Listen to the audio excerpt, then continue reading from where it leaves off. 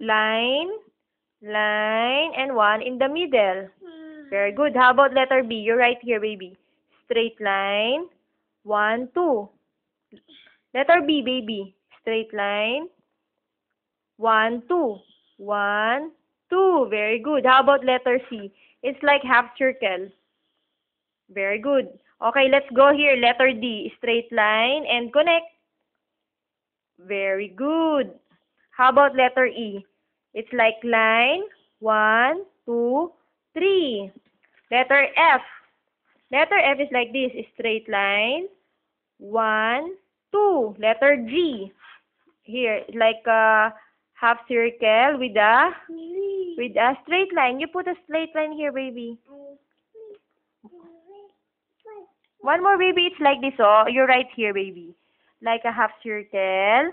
Half circle with a straight line. Like this, baby, oh. Half circle with a straight line. Letter G, baby. Like this, oh. Half circle. Like this, oh. Half circle. Half circle with a straight line like that. How about letter H? Stick. How about letter H?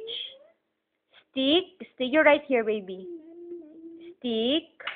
Make it bigger, no? Here, baby. You're right here, baby. Stick. Stick. Stick. And one in the middle. Letter I is just like a stick. Stick. You show me a stick. I. Letter J is like stick with a... No, letter J is like this, baby, oh. Stick with a hook. Wow, letter J. Very good.